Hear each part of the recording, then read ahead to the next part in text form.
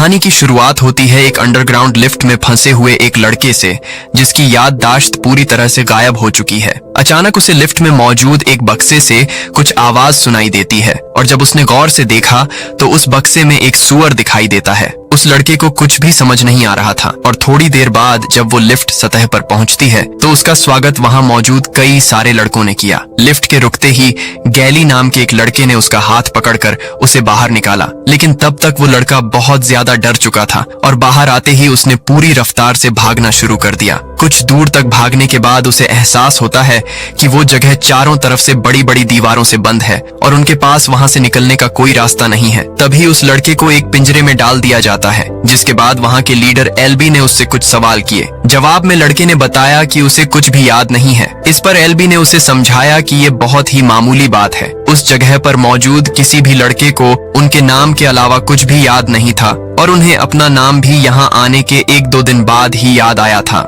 जब उस लड़के ने दोबारा भागने की कोशिश न करने का वादा किया तब जाकर एलबी ने उसे आजाद किया। उसके बाद एलबी उस लड़के को एक टूर पर ले जाता है, जिस दौरान उसने उसे बताया कि वो सभी लोग यहाँ पर रहते हैं और जिंदा रहने के लिए सारे जरूरी काम खुद ही करते हैं, जैसे कि घर बनाना, शिकार करना, खेती करना और अन्य काम। इसके अलावा अगर उन्हें कोई जरूरत पड़ती तो वो उसे लिफ्ट के जरिए मंगवाते थे, जिसका नाम उन्होंने बॉक्स रखा था। हर महीने बॉक्स के जरिए उनके लिए नई सप्लाई और एक नया लड़का भेजा जाता था और उनमें से किसी को भी नहीं पता था कि आखिर उन्हें वहां किसने और क्यों भेजा है। तभी उस लड़के की नजर दीवार में बने एक अजीब से दरवाजे पर पड़ती है, जिसके बाद एलबी ने उसे वहां के 3 अहम नियमों के बारे में बताया। अपना काम खुद करना, किसी को नुकसान न पहुंचाना और उस दरवाजे में गलती से भी न जाना। अब एलबी वहां से जाते ही चक नाम का एक लड़का उस नए लड़के का साथ देने के लिए आ जाता है, लेकिन नए लड़के की नजर सिर्फ उस दरवाजे पर अटकी हुई थी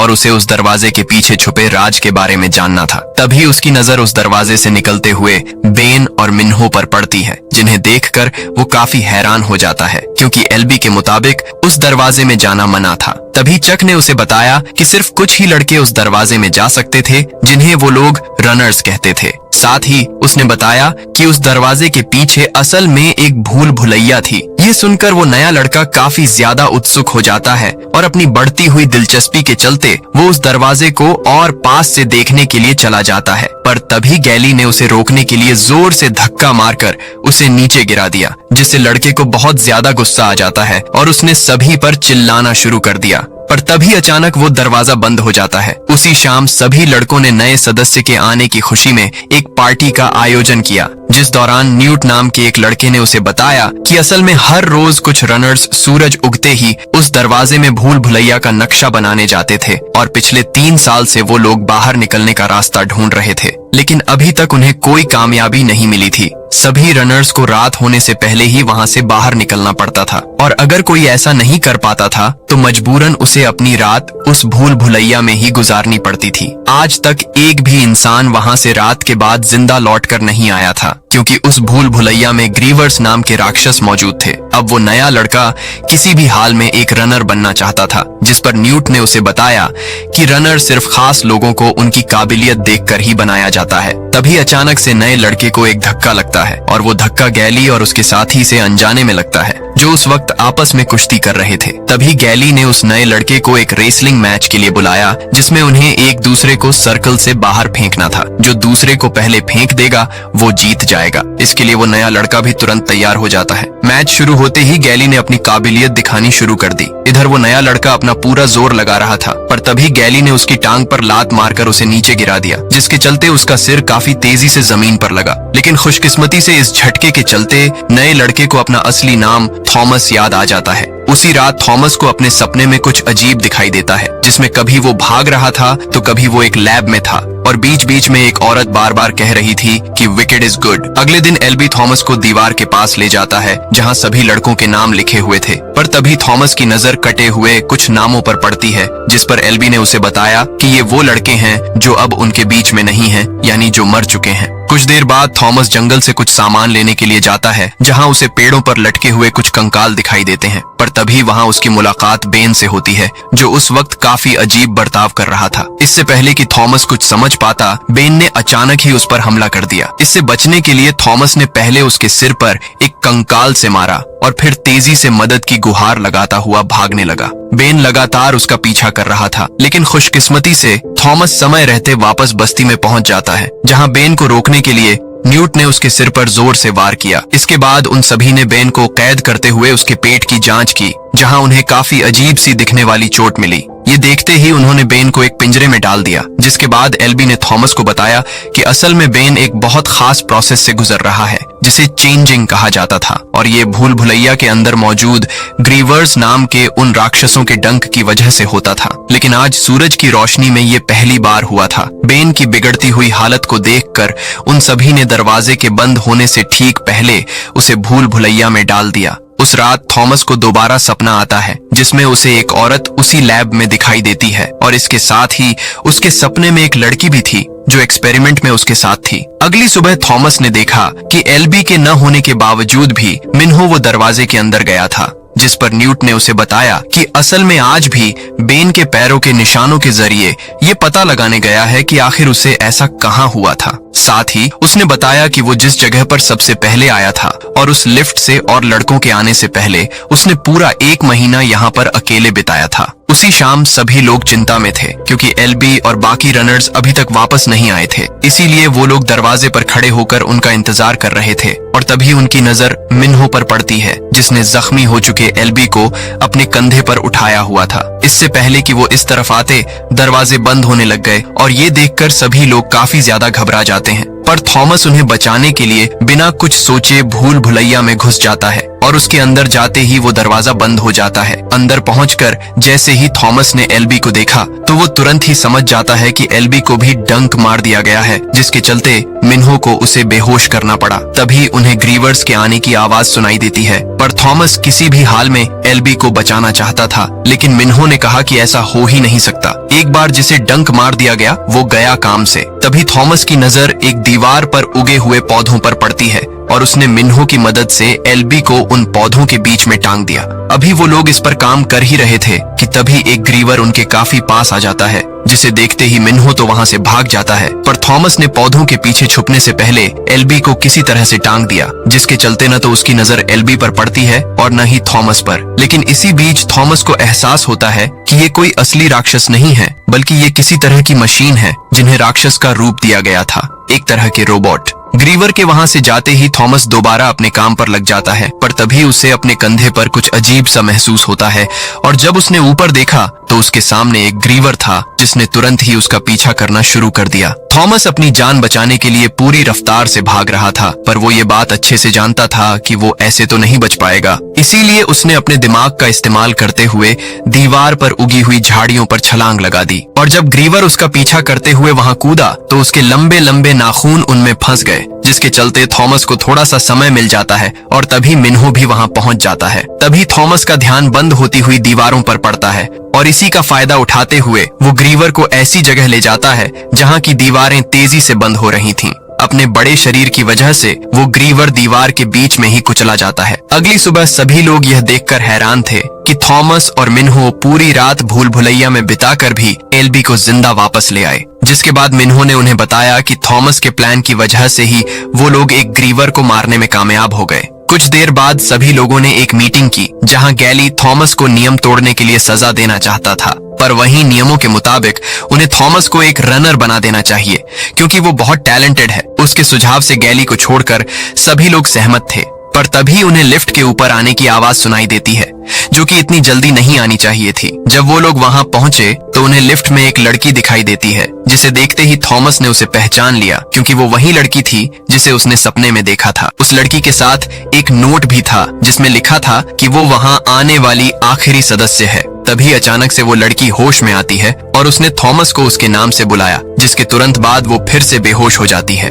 उस लड़की को एक हट में भेजने के बाद थॉमस का कहना था कि वो दोबारा उस भूल भुलैया में जाना चाहता है, क्योंकि उसे अब भी अपने सवालों के जवाब नहीं मिले थे। इसीलिए मिन्हो ने थॉमस के साथ जाने के लिए 3 और रनर्स को तैयार किया, और जब वो लोग भूल भुलैया के अंदर पहुंचे तो उन्हें वहां एक मरा हुआ ग्रीवर दिखाई देता है, उसकी टांग को काटने के बाद उन्हें एक अजीब सा दिखने वाला डिवाइस मिलता है जिसे वो अपने साथ ले जाते हैं। बस्ती में वापस आते ही वो लोग उस डिवाइस की जांच करने में लग जाते हैं, जिस दौरान उन्हें डिवाइस पर विकेड नाम लिखा हुआ मिलता है, जो उस बॉक्स में आने वाले सामान पर भी लिखा होता था। इसका मतलब एकदम साफ था कि जो भी उन लोगों को सामान भेजता था उसी ने ग्रीवर्स को भी बनाया था। थॉमस अभी भी उस डिवाइस की जांच में लगा हुआ था और वहीं गैली का मानना था कि उसे इतने सारे नियम तोड़ने के लिए सजा मिलनी चाहिए। वहीं न्यूट का मानना था कि थॉमस को एक और रात भूल भुलैया में बितानी चाहिए, जिसके बाद उसे सही तौर पर रनर घोषित कर दिया जाएगा। इसके बाद न्यूट थॉमस को एक हट में लेकर जाता है जहां उसने भूल भुलैया का एक पूरा नक्शा बनाया हुआ था। इसमें 8 अलग अलग सेक्शन बने हुए थे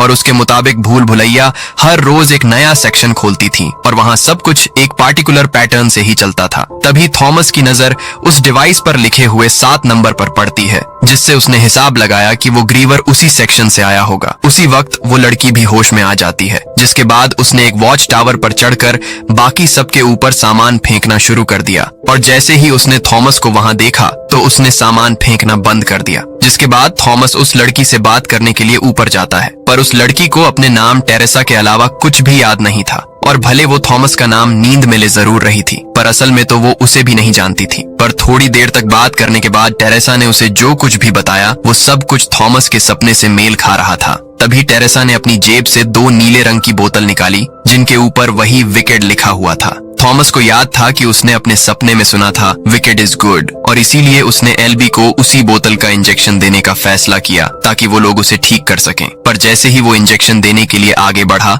तो एल्बी ने चिल्लाना शुरू कर दिया, पर मौका मिलते ही टेरेसा ने उसे इंजेक्शन लगा दिया। इसके बाद गैली ने उस रात के लिए थॉमस को एक पिंजरे में डाल दिया। अगली सुबह सूरज निकलते ही मिन्हो और थॉमस तेजी से भूल भुलैया के अंदर घुसते हैं और मिन्हो की मदद से वो लोग फटाफट सेक्शन 7 तक पहुंच जाते हैं, जो आमतौर पर एक और हफ्ते तक खुलना नहीं चाहिए था। पर तभी उनकी नजर उनके कपड़ों पर पड़ती है, जिसे देखकर उन दोनों ने हिसाब लगाया कि वो शायद बेन को यहाँ तक घसीट लाया होगा। ठीक उसी वक्त अचानक से उस डिवाइस से आवाजें आने लगती हैं, जिसे सुनकर थॉमस को लगा कि शायद वो उन्हें रास्ता दिखा रहा है। इसीलिए उन्होंने उस आवाज का पीछा करना शुरू कर दिया। हर सही मोड़ के बाद वो आवाज और तेज हो जाती थी और ऐसे ही चलते चलते वो लोग एक ऐसी जगह पहुंच जाते हैं जहां मिन्हो कभी आया ही नहीं था। उस जगह पर एक बहुत बड़ा ब्रिज बना हुआ था जिसके आखिर में एक दीवार थी, लेकिन जैसे ही वो उस दीवार के पास पहुंचे तो उस डिवाइस ने उनके सामने एक नया रास्ता खोल दिया और अब उनके सामने एक गुफा थी। पर जैसे ही वो गुफा के अंदर गए तो एक लाइट ने अचानक उन दोनों को स्कैन करना शुरू कर दिया, जिसके अगले ही मिनट अचानक से वो गुफा बंद होने लगी।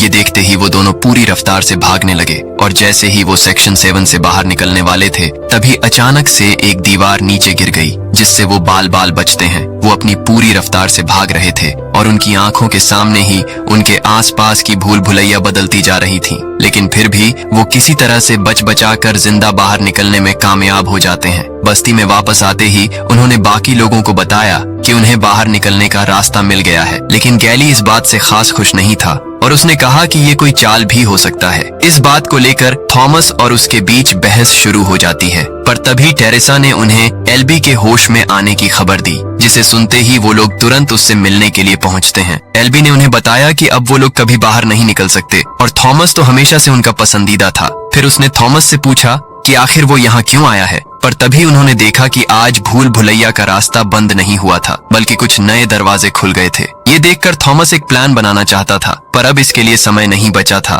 क्योंकि ग्रीवर्स बहुत तेजी से उनकी तरफ बढ़ रहे थे। ये देखकर सभी लोग अपनी जान बचाने के लिए भागने लगते हैं, पर उस वक्त भी उन्हें कुछ लड़कों के चिल्लाने की आवाज सुनाई दे रही थी, जिन्हें ग्रीवर्स ने अपना शिकार बना लिया था। गैली और कुछ लड़के बॉक्स के अंदर छुप गए थे, वहीं थॉमस, टेरेसा और कुछ दूसरे लड़के खेतों में छुपे हुए थे। पर तभी एक ग्रीवर ने अपनी पूंछ से एक लड़के को उठा लिया। वो लड़का लगातार अपने बाकी साथियों के पास पहुंचने की कोशिश कर रहा था, पर इसी दौरान एक एक करके कई लड़के ग्रीवर्स का शिकार बनते जा रहे थे। तभी एक ग्रीवर ने उनका रास्ता रोकने की कोशिश की, जिस पर टेरेसा ने एक लैंप फेंककर उसे आग लगा दी। सभी लोग अपनी पूरी रफ्तार से भाग रहे थे, पर तभी अचानक से एल्बी नीचे गिर जाता है, लेकिन ठीक उसी वक्त ग्रीवर भी उनकी तरफ बढ़ रहा था और उसे रोकने के लिए थॉमस उस डिवाइस के साथ ग्रीवर के सामने जाकर खड़ा हो जाता है। ठीक उसी वक्त मिन्हो ने उस ग्रीवर पर हमला कर दिया, जिससे उन लोगों को वहां से भागकर एक हट में छुपने का मौका मिल जाता है। पर अगले ही सेकंड उस ग्रीवर ने छत से हमला करके एक और लड़के को उठा लिया, जिसके बाद उस राक्षस ने चक्कू भी उठाने की कोशिश की, पर थॉमस और उसके साथियों ने किसी तरह से उसे बचा लिया। पर इसी बीच उस राक्षस ने एल्बी को उठा लिया। ये सब खत्म होने के बाद जब वो सब बाहर निकले तो उन्होंने देखा कि उनके अलावा सिर्फ वही लोग बचे थे जो बॉक्स के अंदर छुपे हुए थे। बाहर आते ही गैली ने थॉमस को पीटना शुरू कर दिया, क्योंकि उसके मुताबिक ये सब थॉमस की ही गलती थी। थॉमस को अभी भी अपने सवालों के जवाब नहीं मिले थे और इसीलिए उसने ग्रीवर के जहर से भरे इंजेक्शन को खुद को लगा लिया, जिसके तुरंत बाद वो बेहोश हो जाता है और बेहोशी की हालत में उसे दोबारा वही सपना आता है जिसमें वो एक लैब में टेरेसा के साथ था, जहां कुछ लड़कों पर एक्सपेरिमेंट किए जा रहे थे। जब उसे दोबारा होश आता है तो सिर्फ टेरेसा उसके साथ थी और तभी कुछ लड़कों ने उसे बताया कि उसकी गैर मौजूदगी में गैली ने सब कुछ अपने कंट्रोल में ले लिया था और साथ ही उसने सभी को यह विश्वास दिला दिया था कि सारी गलती थॉमस की ही है। और उनकी यह बात सुनकर थॉमस ने अपनी गलती को मान भी लिया, जिसके बाद उसने सभी को बताया कि असल में वो लोग किसी भूल भुलैया में नहीं हैं, बल्कि ये तो एक टेस्ट है जिसे पार करके उन्हें बाहर निकलना होगा। और ये सब विकेड नाम की एक कंपनी अपने एक्सपेरिमेंट के लिए कर रही है। साथ ही थॉमस और टेरेसा भी एक वक्त पर विकेड के लिए काम करते थे। कुछ देर बाद थॉमस और टेरेसा को गैली के पास ले जाया जाता है, जो उस दीवार पर लिखे नामों पर कांटा लगा रहा था। अब गैली थॉमस और टेरेसा को वापस भूल भुलैया में भेजना चाहता था, पर उन्हीं में से कुछ लड़कों को अब लग रहा था कि शायद थॉमस को सच में बाहर निकलने का रास्ता पता है। इसी मौके का फायदा उठाकर थॉमस ने खुद को गार्ड्स की कैद से आजाद करा लिया और इधर मिन्हो ने अपना ब्लेड गैली के ऊपर तान दिया। इसके बाद थॉमस ने ऐलान किया कि अब वो और उसके साथी हमेशा के लिए यहाँ से जा रहे हैं और अगर किसी को उनके साथ आना है तो वो आ सकता है। गैली को लग रहा था कि कोई पागल ही उसके साथ जाएगा, पर अगले ही सेकंड काफी सारे लड़के उसके साथ जाने को तैयार हो जाते हैं। काफी देर तक भूल भुलैया में भागने के बाद आखिरकार वो लोग सेक्शन 7 के दरवाजे के बाहर पहुंच जाते हैं, जहां उनका सामना एक और ग्रीवर से होता है। इस लड़ाई में उन्होंने बड़ी ही चालाकी से उस राक्षस पर हमला किया, पर इसके बावजूद भी कुछ लड़के खाई में गिर जाते हैं। तभी टेरेसा ने उस राक्षस पर हमला करते हुए गलती से डिवाइस को खाई की तरफ फेंक दिया और जैसे ही चक उसे उठाने के लिए गया तो उसकी नजर एक और ग्रीवर पर पड़ती है जो ऊपर की तरफ आ रहा था। जैसे ही चक ने इस बारे में सभी को बताया, उन्होंने उस राक्षस को अपनी पूरी जान लगाकर वापस खाई में फेंक दिया और तभी 2 और ग्रीवर्स वहां पहुंच जाते हैं, जिसके चलते उनमें से काफी सारे लड़के मारे जाते हैं। पर वहीं दूसरी तरफ टेरेसा और चक ने डिवाइस की मदद से उस दरवाजे को खोल दिया, जिसके बाद अब उनके सामने एक और दरवाजा था जिसे खोलने के लिए उन्हें 8 डिजिट का कोड चाहिए था। जैसे ही थॉमस को इस बारे में पता चला तो उसका मानना था कि यह कोड जरूर भूल भुलैया के सेक्शंस की सीक्वेंस से बना हुआ होगा। जिसके बाद मिन्हो ने उन्हें सीक्वेंस बताना शुरू किया, पर इससे पहले कि वो पूरा सीक्वेंस बता पाता तभी एक ग्रीवर ने उसके ऊपर हमला कर दिया। यह देखते ही एक और लड़के ने राक्षस का ध्यान भटकाने के लिए उसके ऊपर छलांग मार दी, जिसके चलते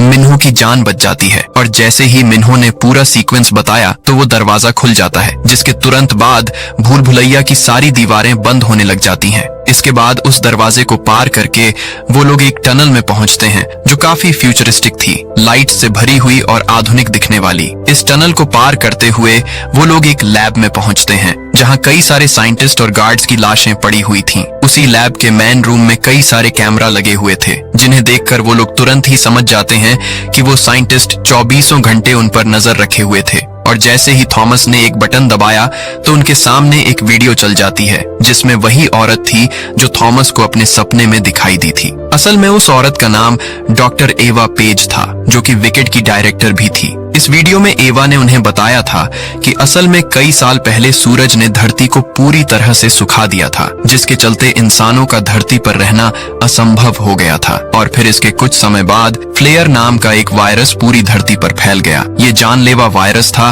लेकिन फिर धीरे धीरे समय के साथ नई पीढ़ी के अंदर इस वायरस से लड़ने की ताकत आ गई थी और इसी चीज के बारे में रिसर्च करने के लिए उन्हें इस एक्सपेरिमेंट में डाला गया था। ये पूरा मैसेज देते ही एवा भी मारी जाती है। सभी लोग ये सब समझ ही रहे थे कि तभी गैली वहां पहुंच जाता है और उसे देखते ही टेरेसा समझ जाती है कि उसे डंक मार दिया गया था। उसने अचानक से उनके ऊपर गोली चला दी और ठीक उसी वक्त मिन्हो ने अपने भाले से उसे मार डाला, लेकिन गैली की चलाई हुई वो गोली तब तक चक को लग चुकी थी और उसने मरने से पहले अपनी बनाई हुई डॉल थॉमस को पकड़ाते हुए उसका धन्यवाद किया। ठीक उसी वक्त एक दरवाजा खुलता है और फिर कई सारे फौजियों ने वहां आकर उन्हें वहां से निकाल कर एक हेलीकॉप्टर में बिठा दिया। वहीं हम देखते हैं कि एवा अभी भी जिंदा थी और उसके मुताबिक थॉमस उनके जाल में पूरी तरह फंस चुका था। कहानी यहीं पर खत्म हो जाती है।